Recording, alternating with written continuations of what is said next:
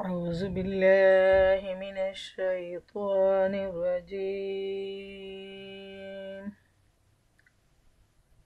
بسم الله الرحمن الرحيم.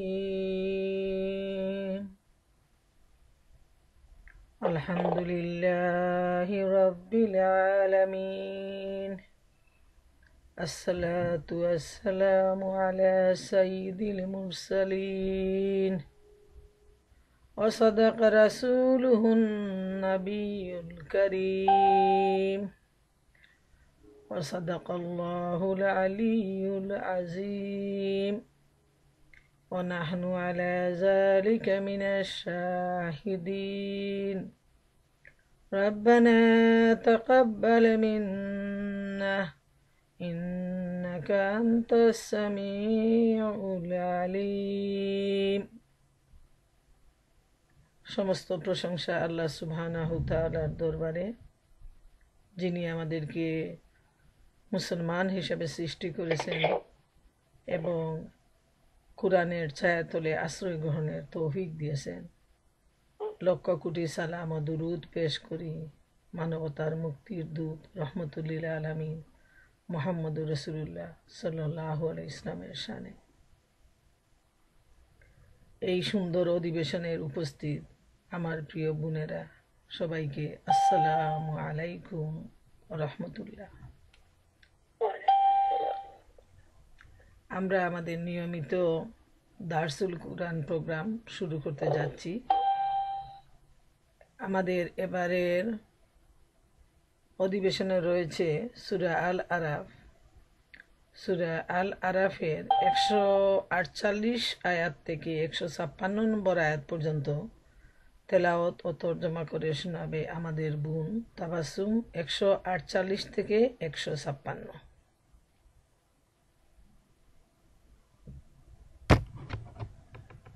السلام عليكم ورحمة الله وبركاته. وعليكم السلام ورحمة الله وبركاته. أعوذ بالله من الشيطان الرجيم. بسم الله الرحمن الرحيم. واتخذ قوم موسى من بعده من حليهم عجلا جسدا له خوار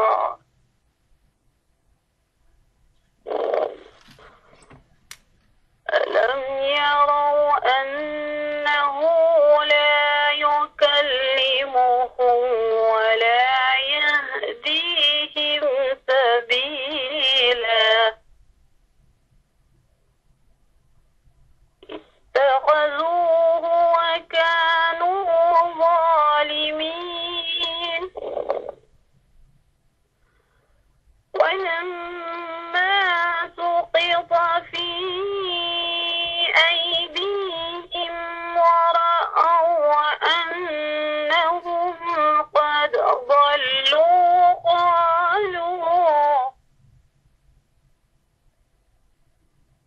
قالوا لئن لم يرحمنا ربنا ويغفر لنا لنكونن من الخاسرين.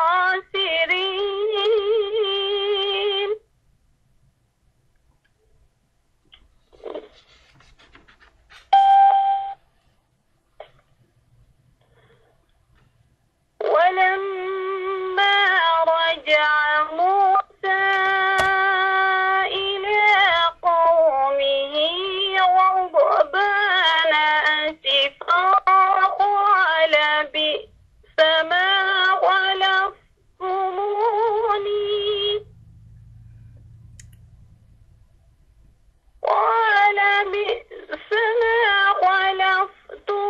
خلفتموني من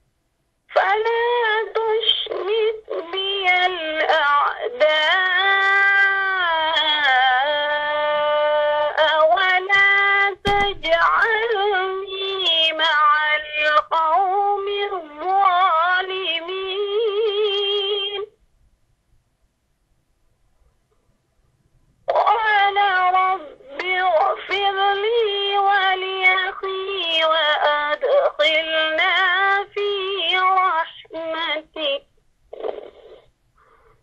وأنت أرحم الراحمين.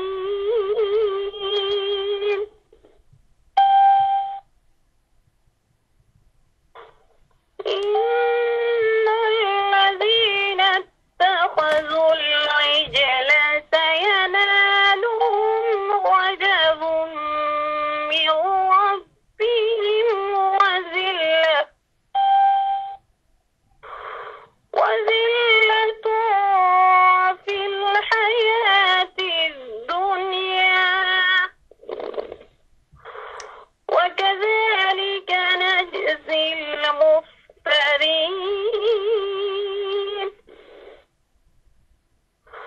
والذين عملوا السيئات ثم تابوا من بعدها وآمنوا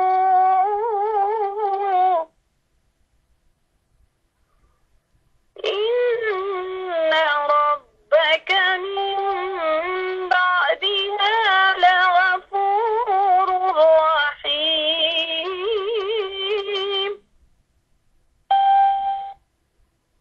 ولما سكت عن موسى الغضب أخذ الألواح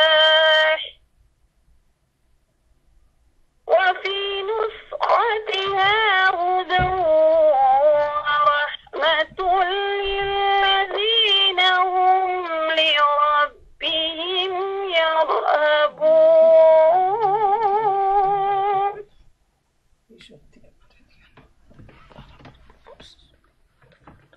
واختار موسى قومه 70 رجلا لميقاتنا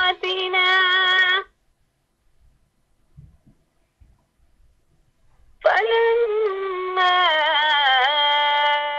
أخذتهم الرجفة قال رب لو شئت أهلكتهم من قبل وإياي أتهلكنا بما فعل السفهاء منا إن هي إلا فتنتك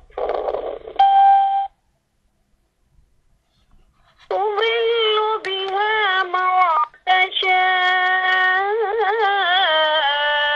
وتهدي من تشاء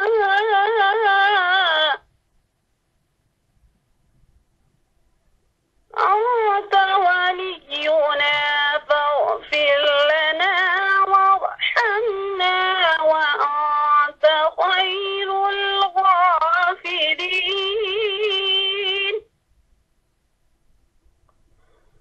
واكتب لنا في هذه الدنيا حسنة وفي الآخرة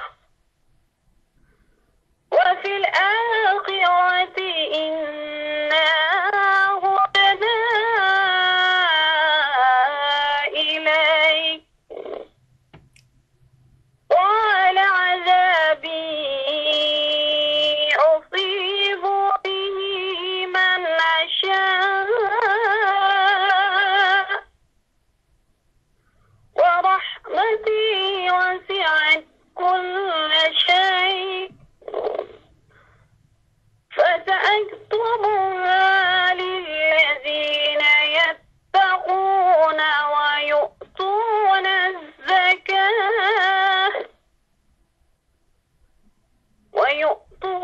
الزكاة والذين هم بآياتنا يؤمنون. صدق الله العظيم. পরম করুণাময় আল্লাহর নামে শুরু করিতেছি সূরা আরাফ। মূসার অনুমতিতে তার জাতির লোকেরা নিজেদের অলংকার দিয়ে একটি বাছুরের মূর্তি তৈরি করলো। তার মুখ দিয়ে গরুর মতো হাম্বা রব বের হতো। তারা কি দেখতে পেত না যে ওই বাছুর তাদের সাথে কথাও বলে না আর কোনো ব্যাপারে তাদের পথ নির্দেশনা দেয় না? কিন্তু এরপরও তাকে মাবুদে পরিণত করলো। বস্তুত তারা ছিল বড়ই জালেম। তারপর যখন তাদের প্রতারণার জাল ছিন্ন হয়ে গেল এবং তারা দেখতে পেল যে আসলে তারা পথভ্রষ্ট হয়ে গেছে, তখন বলতে লাগলো, যদি আমাদের রব আমাদের প্রতি অনুগ্রহ না করেন এবং আমাদের ক্ষমা না করেন তাহলে আমরা ধ্বংস হয়ে যাব। ওদিকে মুসা ফিরে এলেন তার জাতির কাছে ক্ষুব্ধ অবস্থায়।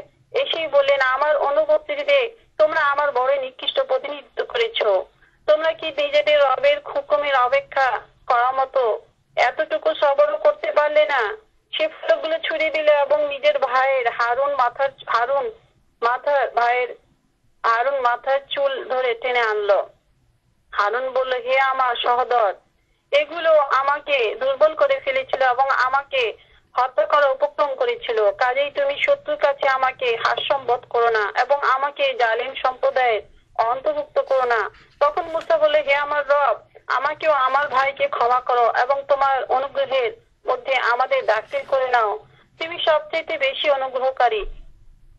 যাবে বলা হলো, যারা বাছুরকে মাবুদ বানিয়েছে তারা নিশ্চয়ই নিজেদের রবের ক্রোধের শিকার হবে এবং দুনিয়ার জীবনে লাঞ্ছিত হবে। মিথ্যা রচনাকারীদেরকে আমি এমনি ধরনের শাস্তি দিয়ে থাকি, আর যারা খারাপ কাজ করে তারপর তওবা করে নেয় এবং ঈমান আনে, এক্ষেত্রে নিশ্চিতভাবে এ তওবা ও ঈমানের উপর তোমার রব ক্ষমাশীল ও করুণাময়। তারপর মূসার ক্রোধ প্রশমিত হলে সে ফলকগুলি উঠিয়ে নিল। তারা নিজেদের রবকে ভয় করে তাদের জন্য ওই সব ফলকে ছিল পথনির্দেশ ও রহমত। আর মূসা তার সাথে আমার নির্ধারিত সময় হাজির হবার জন্য নিজের জাতির 70 জন লোককে নির্বাচিত করলো। যখন তারা একটি ভয়াবহ ভূমিকম্পে আক্রান্ত হলো, তখন মূসা বলল, হে প্রভু, তুমি চাইলে আগে এদেরকেও আমাদেরকে ধ্বংস করে দিতে পারতে। আমাদের মধ্যে থেকে কিছু নির্বোধ লোক আছে, অপরাধ করেছিল, সেজন্য কি তুমি আমাদের সবাইকে ধ্বংস করে দেবে? এটি তো ছিল তোমার পক্ষ থেকে একটি পরীক্ষা। এর মাধ্যমে তুমি যাকে চাও পথভ্রষ্ট করো, আবার যাকে চাও হেদায়েত দান করো। তুমি তো আমাদের অভিভাবক, কাজে আমাদের মাফ করে দাও এবং আমাদের প্রতি অনুগ্রহ করো। ক্ষমাশীলদের মধ্যে তুমি শ্রেষ্ঠ। আর আমাদের জন্য দুনিয়ার কল্যাণ লিখে দাও এবং আখেরাতেরও। আমরা তোমার দিকে ফিরেছি। জবাবে বলা হলো, শাস্তি তো আমি যাকে চাই তাকে দিয়ে থাকি, কিন্তু আমার অনুগ্রহ সব জিনিসের উপর পরিব্যাপ্ত হয়ে আছে। কাজেই তা আমি এমন লোকদের নামে লিখবো যারা নাফরমানি থেকে দূরে থাকবে, যাকাত দেবে এবং আমার আয়াতের প্রতি ঈমান আনবে। আল্লাহ যা বলেছেন সত্য বলেছেন। এতক্ষণ আমি আপনাদেরকে সূরা আরাফের 138 নম্বর আয়াত থেকে নিয়ে 156 নম্বর আয়াত পর্যন্ত তেলাওয়াত এবং তার তরজমা করলাম। এখন আমাদের বোন সৌদি আরব মালিকা বেগম, উনি ওনার সংক্ষিপ্ত দাস পেশ করবেন। জাযাকাল্লাহু খাইরান। আলহামদুলিল্লাহ, আমরা এতক্ষণ আমাদের বোন তাবাসুমের কাছ থেকে তেলাওয়াত ও তরজমা শুনলাম। এবার আমি আপনাদের সামনে এর দার্স পেশ করব। আল্লাহ সুবহানাহু তাআলা আমাকে যতটুকু তৌফিক দান করেন। ওমা তৌফিকি ইল্লা বিল্লাহ, আলাইহি তাওয়াক্কালতু ওয়া ইলাইহি উনীব। মহান আল্লাহ সুবহানাহু তাআলা সূরা আল আরাফের 148 নম্বর আয়াতে ইরশাদ করেন, মুসার সম্প্রদায় তার অনুপস্থিতিতে নিজের অলংকার দ্বারা একটা বাছুর তৈরি করল, যা অবয়ব যা হাম্বারোপ করত। তারা কি দেখল না যে তা তাদের সাথে কথা বলে না ও তাদেরকে পথও দেখায় না? তারা তাকে উপাস্যরূপে গ্রহণ করল এবং তারা ছিল জালিম। বোনেরা আমার, বুঝতে পারতেছেন যে মুসা আলাইহিস ইসলামের জাতি মুসা আলাইহিস ইসলামকে যখন আল্লাহ সুবহানাহু তাআলা তুর পর্বতে ডেকে নিলেন, তিনি তার ভাই হারুনকে রিপ্রেজেন্টেটিভ হিসাবে রেখে গেলেন। হারুন আলাইহিস ইসলামও ছিলেন, তিনিও ছিলেন নবী। কিন্তু এরপরও মুসা আলাইহিস ইসলামের অনুপস্থিতিতে তার জাতির লোকজন অলংকার দ্বারা তারা একটা বাছুর তৈরি করলো, যেটা হাম্বা হাম্বা বলে ডাকত। এটা ছিল তাদের অত্যন্ত বড় নাফরমানি এবং খোদাদ্রোহিতার শামিল। ইমাম আবু জাফর তাবারি রহমতুল্লাহ আলাইহি বলেন যে মুসা আলাইহিস সালাম যখন তার সম্প্রদায় বনি ইসরাইলকে রেখে আল্লাহর সাথে কথোপকথন ও সেই ওয়াদা রক্ষার জন্য চলে গেলেন যা তার প্রভু তার সাথে করেছিলেন, তখন তার সম্প্রদায় নিজেদের অলংকার দ্বারা একটি বাছুর তৈরি করলো এবং তার পূজা উপাসনা করতে শুরু করলো। নাউজুবিল্লাহ। এত বড় নাফরমান জাতি যে আল্লাহ সুবহানাহু ওয়া তাআলা তাদেরকে এত নিয়ামত দিয়ে দৈন্য করেছেন, তাদেরকে এত বড় অত্যাচারী শাসক ফেরাউনের হাত থেকে বাঁচিয়ে নিয়ে এসেছেন, কিন্তু এরপরও দেখা গেল এই জাতি পথভ্রষ্টতায় নিমগ্ন হয়ে গেল এবং তারা শিরক করতে শুরু করলো। নিজেদের হাতে তারা বাছুর তৈরি করলো এবং সেটার পূজা উপাসনা করতে শুরু করলো। এটা ছিল তাদের জন্য মানে এত বড় নির্বুদ্ধিতা, তারা এতটুকু নির্বুদ্ধ ছিল যে নিজেদের হাতেই তারা তৈরি করে, আবার নিজেদের ইলা বলে তারা ঘোষণা করে, আবার হাতের তৈরি এই মূর্তির পূজা আরাধনায় তারা লিপ্ত হয়ে যায়। যে জিনিসটা তাদের কোনো ভালোও করতে পারে না, মন্দও করতে পারে না, এমনকি সে নিজেরও কোনো ভালো মন্দ করার ক্ষমতা রাখে না। তারা কি করেছিল যে সোনা দিয়ে তারা বাছুর তৈরি করে ওই বাছুরের পূজায় তারা ব্রত হয়ে গেল। নাউজুবিল্লাহ। আর বাছুরকে তারা তাদের ইলা বলে তারা সবাই গ্রহণ করলো। এটা ছিল অত্যন্ত বড় জুলুম এবং নাফরমানি। প্রকৃতপক্ষে যিনি এক লা শরীক আল্লাহ সুবহানাহু ওয়া তাআলা, যিনি এবাদতের উপযুক্ত, এবাদতের যোগ্য, তাকে বাদ দিয়ে এই নাফরমান গোষ্ঠী তারা নিজের হাতে গরুর বাচ্চা তৈরি করে তারা সেই গরুর বাচ্চার উপাসনা করতে শুরু করলো। আজকেও আমরা দেখি হিন্দু সহ আরও কিছু জাতি রয়েছে যারা গরুর পূজা করে থাকে। গরুর প্রস্রাব পর্যন্ত তারা খায়, রক্ত খায়, গায়ে মাখে এবং এভাবেই তারা গরুর পূজা করে, যে গরুর মালিক হচ্ছেন আল্লাহ সুবহানাহু ওয়া তাআলা। 149 নম্বর আয়াতে আল্লাহ তাআলা বলেন, যখন তারা অনুতপ্ত হলো ও দেখলো যে তারা বিপদগামী হয়ে গিয়েছে, তখন তারা বলল, আমাদের প্রতিপালক যদি আমাদের প্রতি দয়া না করেন ও আমাদেরকে ক্ষমা না করেন তবে লাইনটা ফাটি গেল।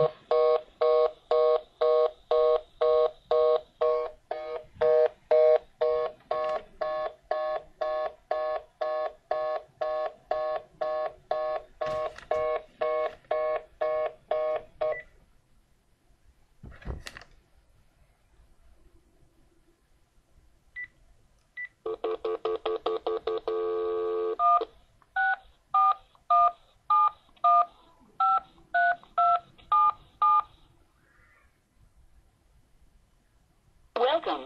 This service is provided by freeconferencecall.com. Please enter your access code followed by the pound or hash sign. You entered 587882. আমি দরিয়ার আমি দিয়েছি, আমার লাইন কাটি গেছে। To re-enter your access code, press 2. দিয়ার আমি দেখিও হয়নি আল্লাহ। There are 38 participants in the conference. The recording has started. Please announce yourself. জি, না না না, সবাই লাইনে থাকেন, সবাই লাইনে থাকেন। এখনই আমি লাইনে আসছি, শুনতেছেন তো আমার কথা? আচ্ছা, লাইনটা কেন কেটে গেল? আল্লাহর হুকুম। আমাকে সবাই এবার কল দিতেছে, কি করবো?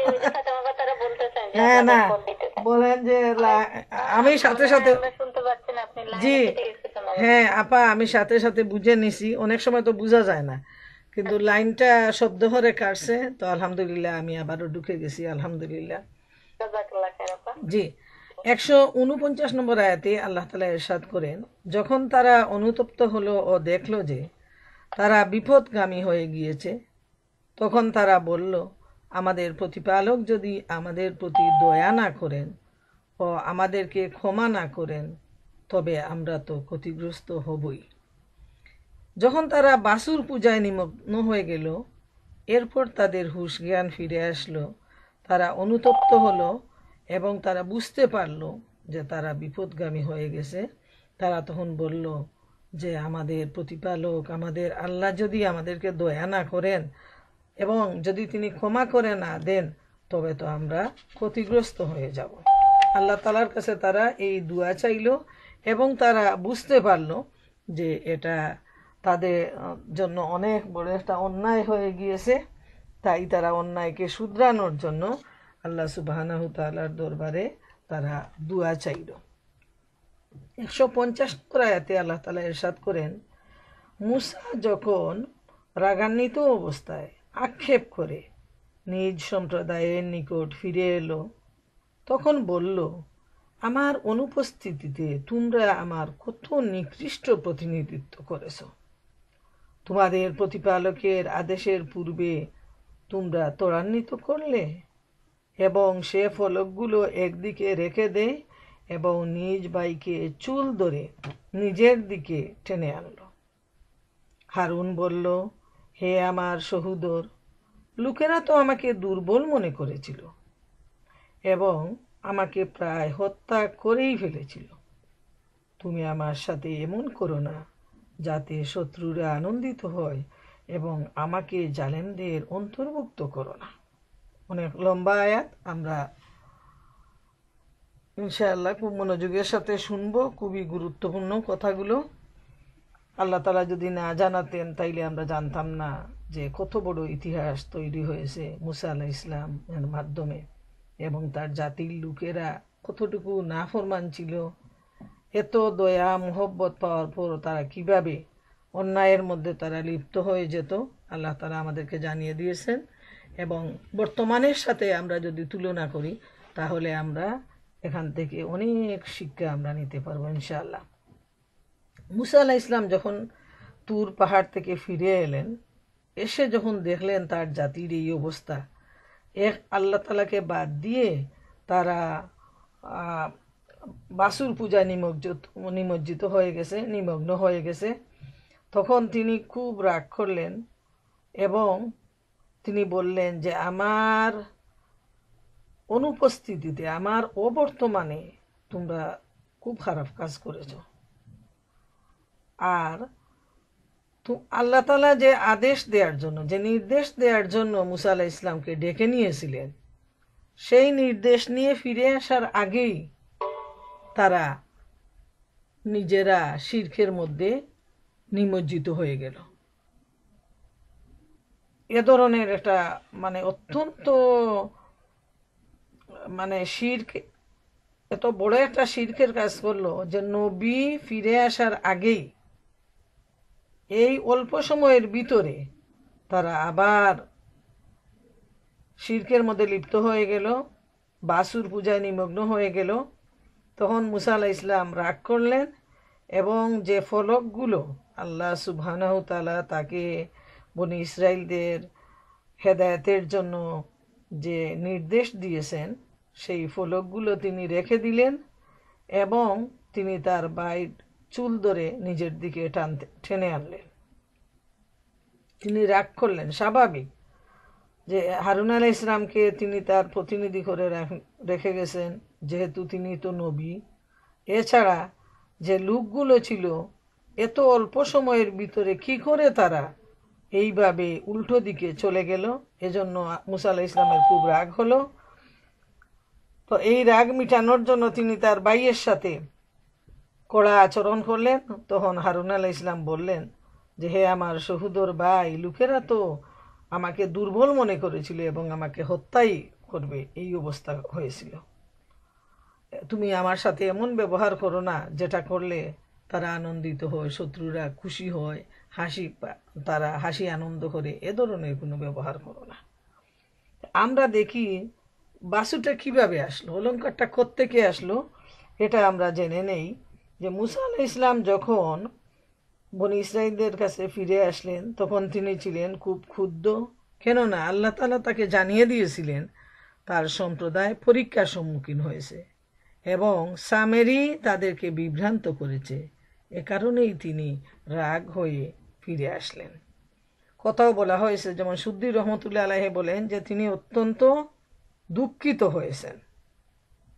আবার হযরত হাসান বসরি এর ব্যাখ্যায় বলছেন যে মুসা আলাইহিস সালাম তার সম্প্রদায়ের কাছে ফিরে আসলেন দুঃখিত হয়ে, রাগান্বিত হয়ে, এবং তিনি বললেন যে তোমাদের রেখে যাওয়ার পর তোমাদের মধ্যে আমার সম্প্রদায়ের যাদের রেখে গিয়েছিলাম তোমরা তাদের মাঝে আমার যে প্রতিনিধিত্ব করেছো তা নেহায়েত খারাপ।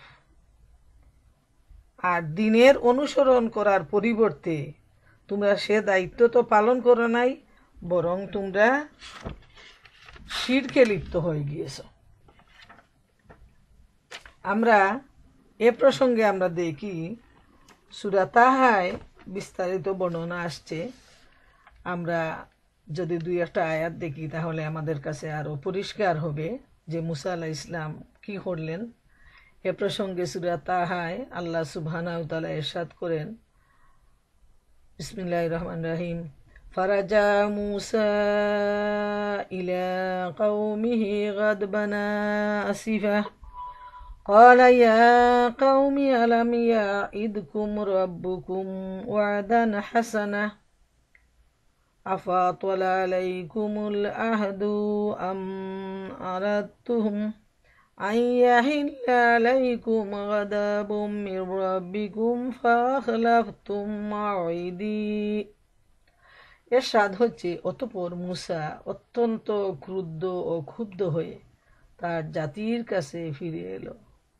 সে বলল, হে আমার জাতি, তোমাদের মালিক কি তোমাদের একটি উত্তম প্রতিশ্রুতি দেননি যে তোমাদের তিনি এ জমিনের কর্তৃত্ব সমর্পণ করবেন?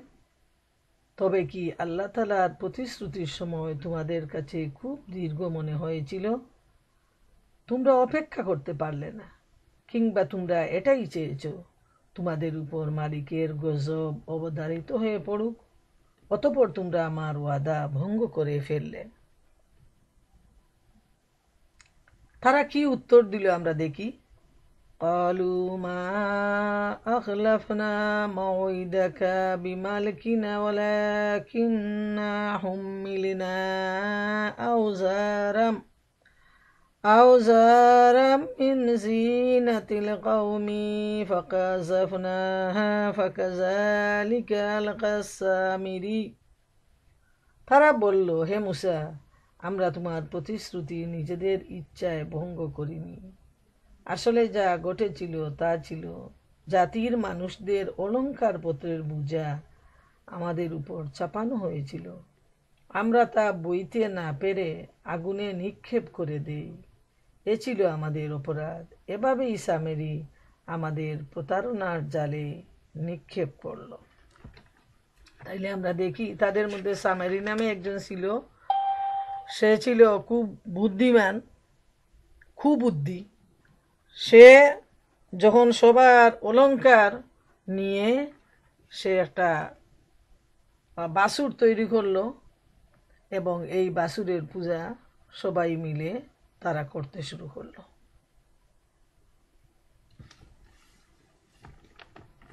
এরপর এই আয়াত সম্পর্কে আমরা ইকরামা রহমতুল্লাহ আলাইহি বলেন, ইবনে আব্বাস রাদিয়াল্লাহু তাআলা আনহু বলেছেন, হযরত মুসা আলাইহিস সালাম তার সম্প্রদায়ের নিকট ফিরে যখন তাদের কাছাকাছি পৌঁছলেন তখন তাদের আওয়াজ শুনে মন্তব্য করলেন, আমি তো একটা বিভ্রান্ত সম্প্রদায়ের আওয়াজ শুনতে পাচ্ছি। এরপর তাদের নিকট উপস্থিত হয়ে দেখতে পেলেন তারা বাছুর পূজায় নিমগ্ন। তিনি রাগে ফলকগুলো নিক্ষেপ করে ভেঙে ফেললেন এবং বাইয়ের চুল ধরে নিজের দিকে টেনে আনলেন। তো বোনেরা আমার, আমরা মোটামুটি এই আয়াত থেকে বুঝতে পারলাম যে কিভাবে মুসা আলাইহিস সালামের জাতি তারা বাছুর পূজায় নিমগ্ন হলো। সামান্য কয়েকদিন, মাত্র 40 দিনের ব্যবধানে তারা এতটুকু পাপের মধ্যে তারা নিমগ্ন হয়ে গেল যে 40 দিনের জন্য আল্লাহ সুবহানাহু তাআলা মুসা আলাইহিস সালামকে ডেকে নিয়েছিলেন এবং এই 40 দিনের ভিতরেই তারা এত বড় কাজ করে ফেলল। স্বাভাবিকভাবে মুসা আলাইহিস সালাম যখন ফিরে আসলেন তখন তার রাগ হওয়ার কথা, দুঃখ পাওয়ার কথা। তো 151 নম্বর আয়াতে আল্লাহ রাব্বুল আলামিন ইরশাদ করেন, মুসা বলল, হে আমার প্রতিপালক, আমাকে ও আমার ভাইকে ক্ষমা করো আর আমাদেরকে তোমার দয়ার আশ্রয় দাও, আর তুমি শ্রেষ্ঠ দয়ালু। সুবহানাল্লাহ। ভাই যখন তাকে বললেন যে আসলে আমি তো এটা করিনি, ওরা আমাকে হত্যার পর্যায়ে হত্যা করে ফেলবে, এই অবস্থা হয়েছিল। মুসা আলাইহিস সালাম তখন সঠিক ব্যাপারটা বুঝতে পারলেন।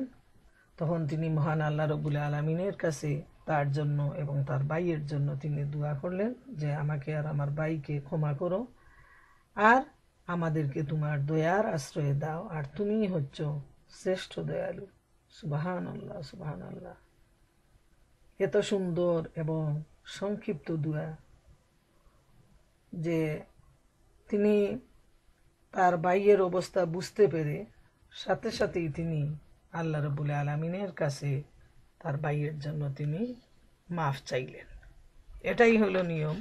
ভুল বুঝতে পারার সাথে সাথে ভুলটাকে ধরে না রাখা এবং সেজন্য মহান আল্লাহ রাব্বুল আলামিনের কাছে ক্ষমা চাওয়া। এখান থেকে এটা আমাদের মনে রাখতে হবে, নিজের ভাই হোক, এই দেখেন না দুইজনই নবী, কিন্তু মতামত নিয়ে বা ভুল বুঝাবুঝি হয়ে তিনি তার ভাইয়ের উপর এত রাগ করলেন, কিন্তু যখন তিনি বুঝতে পারলেন এটা ঠিক না, সাথে সাথে তিনি মহান আল্লাহর দরবারে ভাইয়ের জন্য এবং নিজের জন্য, নিজের এই ভুলের জন্য তিনি আল্লাহর কাছে মাফ চাইলেন। এজন্য আমাদের ভাই বোন, মা বাবা, সন্তান, যে কেই হোক, যদি ভুল বুঝাবুঝি হয়ে যায়, উপলব্ধি করার সাথে সাথেই কোনো ধরনের লজ্জা, শরম, অহংকার সব বাদ দিয়ে কি করতে হবে? মহান আল্লাহর কাছে নিজের জন্য এবং সেই ভাইয়ের জন্য, বোনের জন্য আমাদেরকে মাফ চাইতে হবে। এটাই হলো নিয়ম। মনে রাখবেন, ভুলকে ভুল হিসাবে জানার পর তওবা না করা হলো আর মাফ না চাওয়া হলো অহংকারের লক্ষণ। 152 নম্বর আয়াতে আল্লাহ সুবহানাহু তাআলা ইরশাদ করেন, যারা গোবৎসকে উপাস্যরূপে গ্রহণ করেছে অবশ্যই তারা এই পার্থিব জীবনে তাদের প্রতিপালকের গজব ও লাঞ্ছনায় নিপতিত হবে। মিথ্যা রচনাকারীদেরকে আমি এভাবেই প্রতিফল দিয়ে থাকি। আল্লাহ সুবহানাহু তাআলা তাদের সম্পর্কে বললেন, মুসা আলাইহিস সালামের জাতি সম্পর্কে, যে যারা এই গরুর বাছুরকে তাদের উপাস্য হিসাবে গ্রহণ করেছে তাদেরকে আল্লাহ সুবহানাহু তাআলা এই দুনিয়ার জীবনে গজব দিবেন, লাঞ্ছনা দিবেন, আর আল্লাহ তাআলা যারা মিথ্যাবাদী তাদেরকে এভাবেই তিনি প্রতিফল দিয়ে থাকেন। সুবহানাল্লাহু তাআলা। তো আল্লাহ রাব্বুল আলামিন তাদের সম্পর্কে সাথে সাথে জানাইয়া দিলেন যে তাদের অবস্থা কি হবে। তারা যে এত অন্যায়, এত পাপ করলো, এই পাপের প্রতিফল অবশ্যই তাদেরকে ভোগ করতে হবে, এমনিতে কিন্তু তাদেরকে ছেড়ে দেয়া হবে না। এ সম্পর্কে আমরা দেখি সূরা বাকারার 54 নম্বর আয়াতে আল্লাহ রাব্বুল আলামিন ঘোষণা করেন, وَإِذْ قَالَ مُوسَى لِقَوْمِهِ يَا قَوْمِ إِنَّكُمْ ظَلَمْتُمْ أَنفُسَكُمْ بِاتِّخَاذِكُمُ الْعِجْلَ فَتُوبُوا إِلَى بَارِئِكُمْ فَاقْتُلُوا أَنفُسَكُمْ ذَلِكُمْ خَيْرٌ لَكُمْ عِندَ بَارِئِكُمْ ফাতাবা আলাইকুম ইন্নাহু হুয়াত তাওয়াবুর রাহিম। সূরা বাকারা ৫৪ নম্বর আয়াতে ইরশাদ হচ্ছে, মূসা যখন তার নিজ লোকদের কাছে এসে বলল, হে আমার জাতি, তোমরা আমার অবর্তমানে বাসুরকে মাবুদ হিসাবে গ্রহণ করে যে বড় রকমের জুলুম করেছ, তার জন্য অবিলম্বে তোমরা আল্লাহর দরবারে তওবা করো এবং তোমাদের নিজেদের শিরকে অভিশপ্ত নফসমূহকে হত্যা করো। এর মাঝেই আল্লাহর কাছে তোমাদের জন্য কল্যাণ রয়েছে। অতঃপর আল্লাহ তাআলা তোমাদের উপর ক্ষমা পরবশ হবেন, তিনি বড়ই ক্ষমাশীল ও অনুগ্রহকারী। সুবহানাল্লাহ, সুবহানাল্লাহ। এরপর মুসা আলাইহিস সালাম শান্ত হয়ে তাদের কাছে সূরা বাকারা এই ৫৪ নম্বর আয়াতে যে কথাটা বলা হয়েছে, তিনি তার জাতির কাছে সে কথাটা বললেন যে তোমরা তোমাদের নিজেদের নফসকে তোমরা হত্যা করো, আল্লাহর কাছে তওবা চাও, ইনশাআল্লাহ আল্লাহ রব্বুল আলামিন তোমাদেরকে দয়া করবেন, যেহেতু তিনি অত্যন্ত ক্ষমাশীল এবং অত্যন্ত দয়াবান। আল্লাহর মতো ক্ষমাশীল আর দয়াবান কেউ হতে পারে না। এত বড় বড় অন্যায়, এত বড় কাজ করলো তারা, কিন্তু এরপরও তাদের নবীও যেমন দয়ালু, আর মহান আল্লাহ তাআলা তো আর অসীম অসীম দয়ালু। সুফিয়ান ইবনে উয়াইনার রহমতুল্লাহ আলাইহি বলেন, প্রত্যেক বিদাতপন্থী অপমানিত হবে, যে বিদাত বের করবে সে এই শাস্তি পাবে। রাসূল সাল্লাল্লাহু আলাইহি ওয়াসাল্লামের বিরোধিতা এবং বিদাতের বোঝা তার অন্তর থেকে বের হয়ে তার স্কন্ধের উপর এসে পড়বে। হাসান বসরি বলেন, সে পার্থিব জগতে জাঁকজমকপূর্ণ অবস্থায় অবস্থান করলেও তার চেহারায় অপমানের ছাপ লেগে যাবে। মিথ্যা রচনাকারী কিয়ামত পর্যন্ত আল্লাহ তাআলার পক্ষ থেকে শাস্তি পেতে থাকবে। বোনেরা আমার, যারা বেদাতের মধ্যে লিপ্ত হয় তাদের চেহারার মধ্যেই একটা কালিমা থাকে। বেদাত আল্লাহ রব্বুল আলামিন অপছন্দ করেন।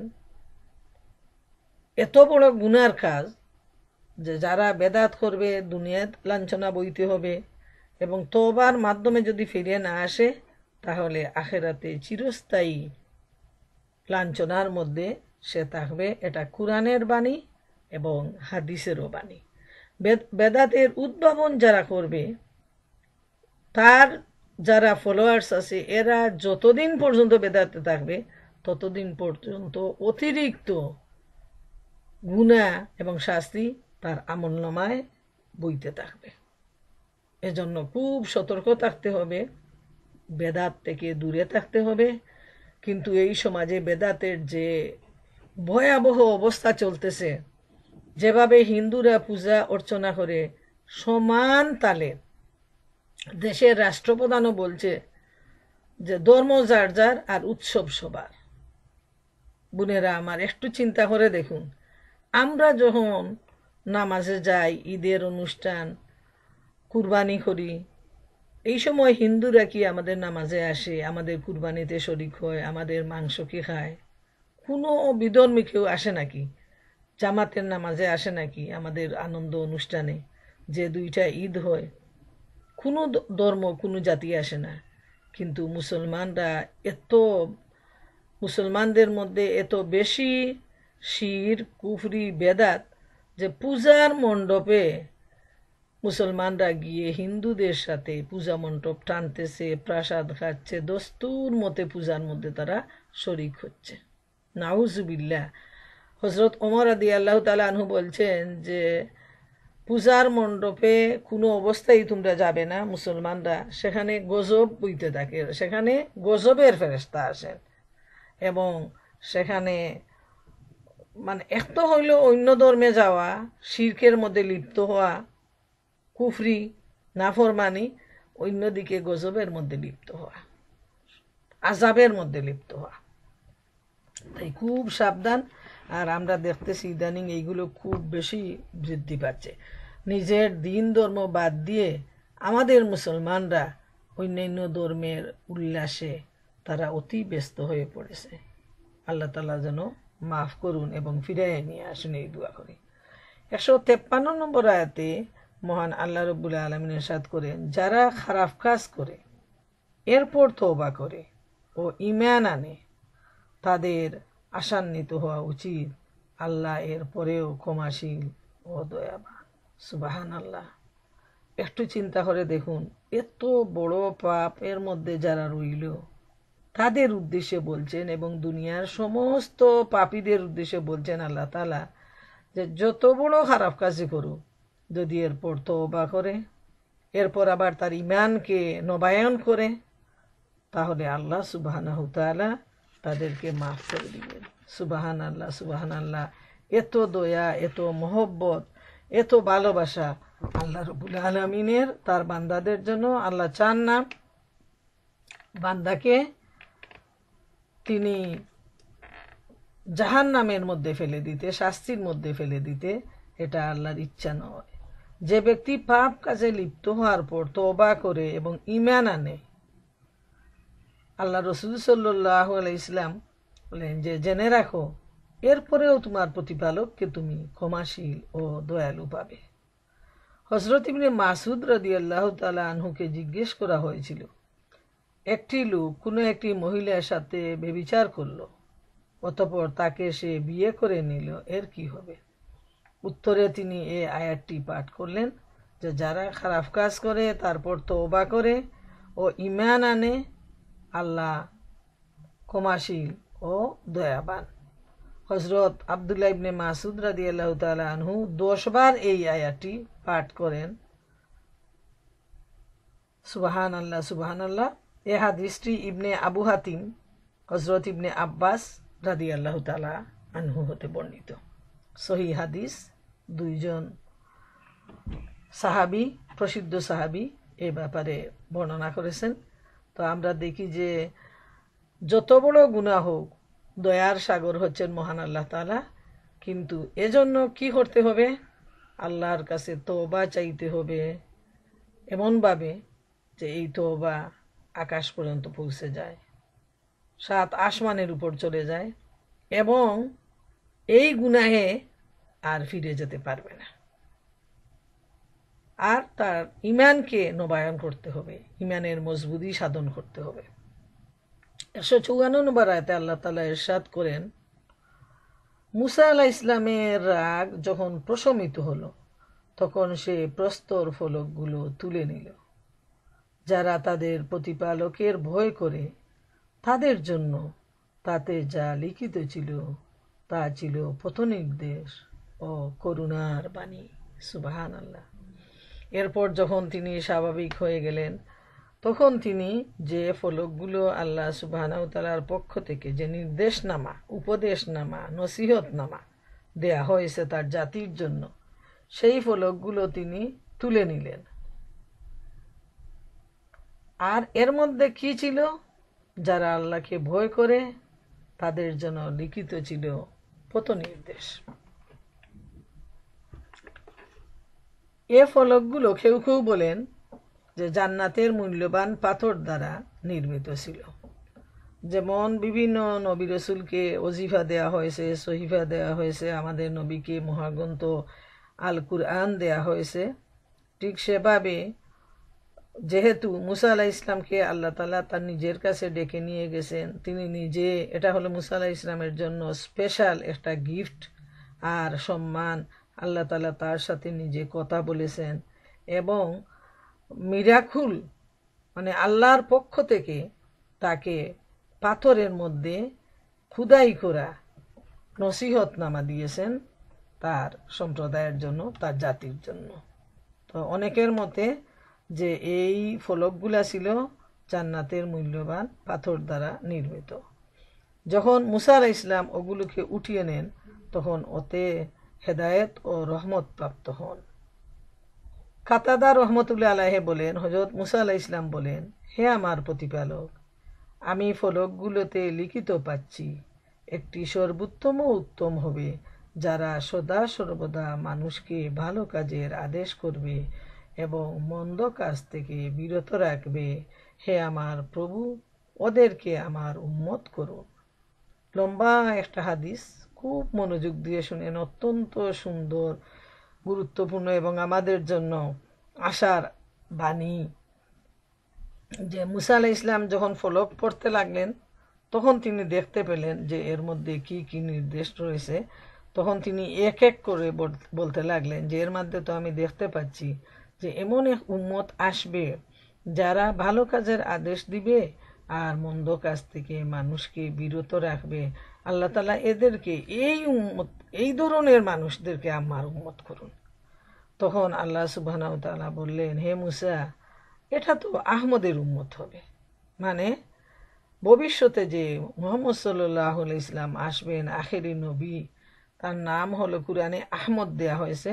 তো বলছেন যে এরা এই গুণ থাকবে আহমদের উম্মতের মধ্যে।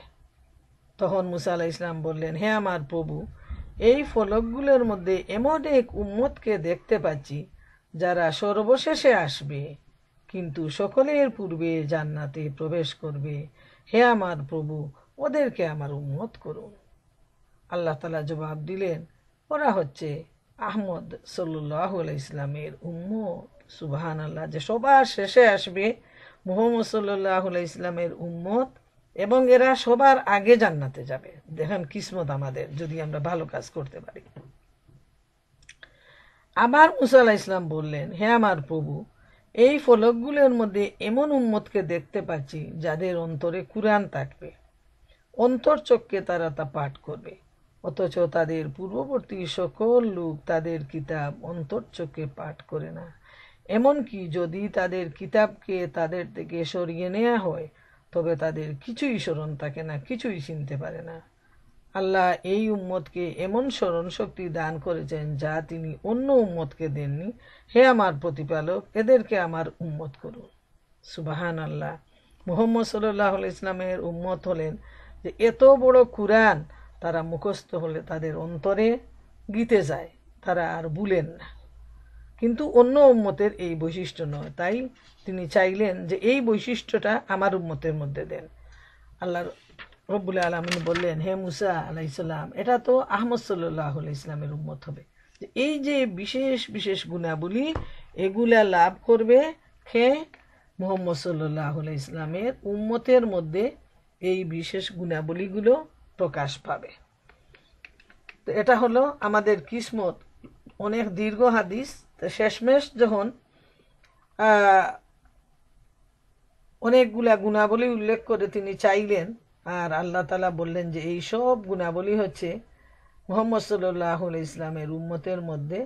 তখন মুসা আলাইহিস সালাম প্রস্তর ফলকগুলো রেখে দিলেন এবং বললেন, হে আল্লাহ, আমাকে আহমদের উম্মতের অন্তর্ভুক্ত করেন। ইয়া আল্লাহ, সুবহানাল্লাহ, সুবহানাল্লাহ। মুহাম্মদ সাল্লাল্লাহু আলাইহি সাল্লামের মর্যাদা আর তার উম্মতের মর্যাদা কত সুউচ্চ। মুসা আলাইহিস সালামের মতো এত পাওয়ারফুল রসুল, তিনি এত গুণাবলী দেখে আল্লাহর কাছে দোয়া করলেন যে আমাকে আহমদ সাল্লাল্লাহু আলাইহি সাল্লামের উম্মতের অন্তর্ভুক্ত করে নিন। বোনেরা আমার, আর আমাদের ভাগ্য সেই মুহাম্মদ সাল্লাল্লাহু আলাইহি সাল্লাম আহমদ সাল্লাল্লাহু আলাইহি সাল্লামের উম্মত আমরা। এখন যদি আমরা আমাদের ভাগ্যে লাথি মারি তাহলে তো করার কিছু নেই।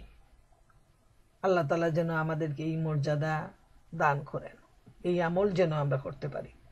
155 নম্বর আয়াতে আল্লাহ তাআলা ইরশাদ করেন, মুসা আলাইহিস সালাম তার সম্প্রদায় হতে 70 জন নেতৃস্থানীয় লোক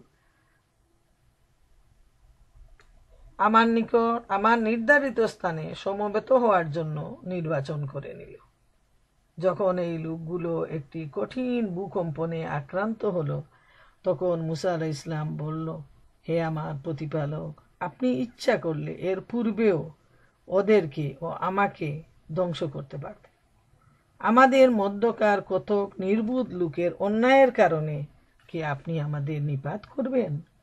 সেই অন্যায় কাজ তো ছিল আপনার পরীক্ষা, যা দ্বারা আপনি যাকে ইচ্ছা বিভ্রান্ত করেন, যাকে ইচ্ছা সৎপথে পরিচালিত করেন।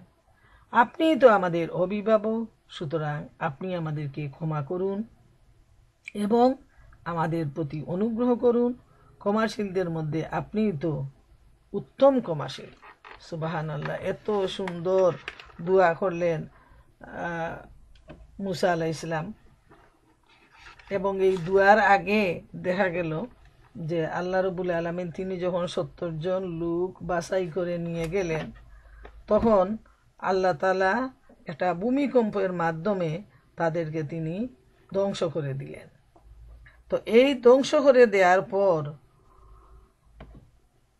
মুসা আলাইহিস সালাম একদম খুব দুঃখিত হয়ে গেলেন, মর্মাহত হয়ে গেলেন যে আমি আমার সম্প্রদায় থেকে 70 জন লোক বাছাই করে নিয়ে আসলাম, এই সম্প্রদায়ের যারা ভালো এই লোকগুলো, আর এখন এদেরকে যে আল্লাহ তাআলা মৃত্যু দিলেন, ধ্বংস করে দিলেন ভূমিকম্পের মাধ্যমে, আমি জাতির কাছে গিয়ে কি বলবো? এরা তো জাতির মধ্যে ভালো লোক ছিল, এরা মনে করেন এই যে তওবা করেছে, তারা তওবা করে তারা ফিরে এসেছে। তখন তিনি আল্লাহ তাআলার কাছে দোয়া করলেন যে আল্লাহ তাআলা, যে কাজটা হয়েছিল সেটা তো আপনার পরীক্ষা, আর পরীক্ষার মাধ্যমে যারা বিপদগামী হয়েছে তারা তো হয়েছে, আর যারা সৎপথে আসছে তুমি তাদেরকে সৎপথে নিয়ে আসছো, অতএব তুমি আমাদেরকে ক্ষমা করো, তুমি দয়া করো, তুমি তো শ্রেষ্ঠ দয়ালু। তিনি দোয়া করলেন। এ পর্যায়ে সুদ্দি রহমতুল্লাহ আলাইহি বলেন, আল্লাহ তাআলা মুসা আলাইহিস সালামকে নির্দেশ দিলেন বনি ইসরাইলের কিছু লোক নিয়ে একটা নির্দিষ্ট জায়গায় উপস্থিত হওয়ার জন্য, যাতে তারা বাছুর পূজার কারণে তার নিকট প্রার্থনা করতে পারে। এজন্য তিনি একটি স্থান নির্দিষ্ট করে দিলেন। মুসা আলাইহিস সালাম তার জাতি 70 জন লোক মনোনীত করলেন এবং তাদের নিয়ে সেখানে গেলেন যাতে তারা ক্ষমা প্রার্থনা করে। যখন তারা সেখানে পৌঁছলো, তারা বলল, হে মুসা, আমরা তোমাকে বিশ্বাস করব না যতক্ষণ না আমরা আল্লাহকে প্রকাশ্যে দেখতে পাই। তুমি তো তার সাথে কথা বলেছ, এখন তাকে আমাদের দেখাও। এর ফলে আল্লাহর পক্ষ থেকে এমন বজ্রপাত হলো, তাদের সাথে সাথে তাদের মৃত্যু হলো। তখন মুসা আলাইহিস সালাম খেদে খেদে আল্লাহর দরবারে প্রার্থনা করলেন, ক্ষমা চাইলেন, যায় রব্বুল আলামিন, এই বাছা বাছা লোকগুলোকে তুমি ধ্বংস করেছো, এখন আমি ফিরে গিয়ে তাদেরকে কি বলবো? তুমি ইচ্ছা করলে তো আগেই তাদেরকে আর আমাকে ধ্বংস করে দিতে পারতে। দেখেন তাদের অস্পর্ধা, তাদের সাহস, তাদের শিরক, তাদের কুফরি, যে মুসা আলাইহিস সালাম যেভাবে আল্লাহর সাথে কথা বলেছেন, আল্লাহর সাথে তার আলাদাভাবে একটা সাক্ষাৎ হয়েছিল, তারা বলছে যে আমরাও ঠিক এভাবে আমরা আল্লাহকে দেখতে চাই। আর এই ধরনের অস্পর্ধামূলক কথার জন্য আল্লাহ তাআলা সাথে সাথে বজ্রপাত করলেন এবং এই বজ্রপাতের কারণে তাদের মৃত্যু হয়ে গেল। কিন্তু তখন মুসা আলাইহিস সালাম কি করলেন? খুব ব্যথিত হয়ে গেলেন, দুঃখিত হয়ে গেলেন এবং তিনি আল্লাহ তাআলার কাছে দোয়া চাইলেন যে এখন আমি আমার জাতির কাছে গিয়ে কি বলবো? এদেরকে আমি বাছাই করে নিয়ে আসছি, কিন্তু তারা তো কেউ জানে না এই লোকগুলো আল্লাহর কাছে যে এত বড় অস্পর্ধামূলক কথা বলেছে, এত বড় শিরকি কথা বলেছে, এগুলা সাক্ষী তো আর কেউ নেই। এখন যদি এরা মরে যায় তাহলে আমার লোকগুলো আবার আমাকে ভুল বুঝতে শুরু করবে, এবং সেজন্য তিনি আল্লাহ তাআলার কাছে দোয়া চাইলেন মাফ করে দেওয়ার জন্য। সুবহান আল্লাহ, সুবহান আল্লাহ। তখন আল্লাহ রাব্বুল আলামিন কি করলেন? বললেন তাদের যে এই স্পর্ধা, তাদের এই মানে অবস্থাটা ভাষা দিয়েও বর্ণনা করার মতো নয়, যে কি ধরনের অস্পর্ধা ছিল তাদের, যে তারা আল্লাহকে স্বচক্ষে দেখার জন্য তারা দাবি জানাইল এবং তারা বলল যে আমরা ঈমানই আনব না, যদি আমরা না দেখি তাহলে আমরা ঈমানই আনব না। নাউজুবিল্লাহ। আর এজন্য আল্লাহ তাআলা তাদের উপর অসন্তুষ্ট হলেন এবং বজ্রপাতের মাধ্যমে তাদেরকে তিনি মৃত্যু দান করলেন। হ্যাঁ হ্যাঁ, কি অবস্থা! কি এই যে বনি ইসরাইল জাতি, তারা কিভাবে তাদের নবীকে এত বেশি উৎপাত করেছে, এত বেশি নির্যাতন দিয়েছে, যে তাদের ইতিহাসটা পড়লে আমাদের কাছে দস্তুর মতো ভয় লাগে, যে এত অন্যায়, এত অবিচার, এত নির্যাতন। সুবহান আল্লাহ। কিন্তু এরপরও দেখি দয়ার নবী তাদের জন্য আল্লাহর কাছে কিভাবে তিনি কান্নাকাটি করলেন তাদেরকে মাফ করে দেওয়ার জন্য। আর 156 নম্বর আয়াতে আসছে, অতএব আমাদের জন্য এই দুনিয়ায় ও পরকালের কল্যাণ নির্ধারিত করে দিন, আমরা আপনার নিকটই প্রত্যাবর্তন করছি। সুবহানাল্লাহ, এত সুন্দর দোয়া।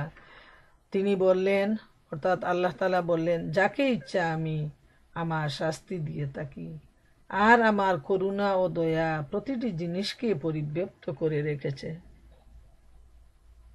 সুতরাং কল্যাণ আমি তাদের জন্য অবধারিত করব যারা পাপাচার হতে বিরত থাকে, জাকাত দেয় এবং আমার নিদর্শন সমূহের প্রতি ঈমান আনয়ন করে। দেখেন, আল্লাহ সুবহানাহু ওয়া তাআলা মুসা আলাইহিস সালামের দুআয় সাড়া দিলেন এবং তিনি সাথে সাথে জবাব দিলেন যে যারা আল্লাহর হুকুম মানবে, যারা যত বড় পাপই করেছে পাপ থেকে ফিরে আসবে, বিরত থাকবে, জাকাত দিবে, আর আল্লাহ সুবহানাহু ওয়া তাআলা যে নিদর্শন দিয়েছেন তার প্রতি ঈমান আনবে, তাদেরকে আল্লাহ রাব্বুল আলামিন তাদেরকে মাফ করে দিবেন, তাদের প্রতি তিনি অসংখ্য কল্যাণ দান করবেন। সুবহানাল্লাহ, সুবহানাল্লাহ। আল্লাহ রাব্বুল আলামিনের এই যে দয়া, মায়া, মহব্বত, এর পরিচয়টা যে আমরা দেখতে পাই সারা কুরআন জুড়ে। সুবহানাল্লাহ, তার বর্ণনা করে শেষ করার মতো নয় যে আল্লাহর রহমত, আল্লাহর মহব্বত কত বেশি। যে হযরত সালমান রাদিয়াল্লাহু আনহু হতে বর্ণিত আছে, তিনি বলেন, নবী করিম সাল্লাল্লাহু আলাইহি ওয়াসাল্লাম বলেছেন, আল্লাহ তাআলা স্বীয় রহমতকে 100 ভাগে ভাগ করেছেন। এই 100 ভাগের মধ্যে মাত্র 1 ভাগ তিনি দুনিয়ায় অবতীর্ণ করেছেন। এই 1 ভাগ দেওয়ার কারণে সৃষ্ট জীব একে অপরের উপর করুণা ও মমতা দেখিয়ে থাকে। এ কারণে সমস্ত প্রাণী নিজেদের সন্তান ও বাচ্চাদের উপর স্নেহ ও দয়া প্রদর্শন করে। বাকি 99 ভাগ করুণা আল্লাহর হাতে রয়েছে। এগুলোর প্রকাশ কিয়ামতের দিন ঘটবে। কিয়ামতের দিন এই 1 ভাগ করুণার সাথে সঞ্চিত 99 ভাগ করুণা মিলিয়ে দেয়া হবে। 100% তখন আল্লাহর কাছে থাকবে। আর শিরক, কবিরা গুনাহ থেকে বেঁচে থাকতে হবে। এটা কিন্তু মনে রাখতে হবে যে ঈমানকে পবিত্র, পরিচ্ছন্ন, শিরক মুক্ত ঈমান যাদের, তারাই কিন্তু এই দয়া পাওয়ার উপযুক্ত। কিন্তু যাদের ঈমানের মধ্যে শিরক মিশ্রিত, কুফরি মিশ্রিত, বিদআত মিশ্রিত, এরা এই দয়ার ভিতরে আসবে না। আল্লাহ তাআলা বারবার ঘোষণা দিচ্ছেন, যত পাপ হোক আল্লাহ মাফ করবেন, কিন্তু তার ঈমান হতে হবে শিরক মুক্ত ঈমান, কুফরি থাকবে না, বেদাত থাকবে না। এইসব থেকে পরিচ্ছন্ন হয়ে আল্লাহর পথে তাকে ফিরে আসতে হবে। প্রিয় বোনেরা আমার, তো আমরা এতক্ষণ যে সূরা আরাফের 148 থেকে 156 নম্বর আয়াত পর্যন্ত সংক্ষেপে দার্সটা পেশ করলাম, এ থেকে প্রতিটা পদে পদে আমাদের জন্য শিক্ষা নেওয়ার রয়েছে। সময়ের অভাবে যেহেতু 1 ঘন্টা সময় হয়ে গেছে, তাই আমি এখনই শেষ করে নেব ইনশাআল্লাহ। তবে এখান থেকে আমরা এই শিক্ষা নিব যে মুসা আলাইহিস সালামের জাতি যারা এখনো সিলসিলা অনুযায়ী দুনিয়ায় আছে, তারা হলো ইহুদি জাতি, এই বনি ইসরাইলের জাতি। তো তাদের যে এই জ্বালাতন, এই যে অবস্থা আমরা দেখি, এত কঠিন জ্বালাতন, নির্যাতন, বেহায়াপনা, তারপর যে তাদের অস্পর্ধা, চরমপন্থী অবস্থা, কিন্তু দয়ার নবী বারবার তাদেরকে মাফ করে দিয়েছেন এবং মহান আল্লাহ রাব্বুল আলামিনের দরবারে কান্নাকাটি করে তাদের জন্য মাফ চেয়েছেন বারবার বারবার। আর আল্লাহ সুবহানাহু ওয়া তাআলা এত দয়ার আধার যে তিনি বারবার তাদেরকে মাফ করে দিয়েছেন, আর তার রহমতের কুলে তিনি আশ্রয় দিয়েছেন যে যারা আসবে আমার রহমতের দুয়ার সবার জন্য খোলা রয়েছে। সুবহানাল্লাহ রাব্বুল আলামিন, আমাদের গুনাহ তুমি মাফ করে দাও, তোমার রহমতের দরজা আমাদের জন্য উন্মুক্ত করে দাও, আমাদের তওবা কবুল করে নাও, আর আমাদের জানা অজানা সমস্ত ভুল ত্রুটি তুমি মাফ করে আমাদেরকে দুনিয়া থেকে তোমার রহমতের চাদর দিয়ে আবৃত করে তোমার কাছে তুলে নিও, আয় রব্বুল আলামিন। ও আখিরু দাওয়ানা আনিল হামদুলিল্লাহি রাব্বিল আলামিন। বোনেরা আমার, আপনারা লাইনে থাকেন, খুব গুরুত্বপূর্ণ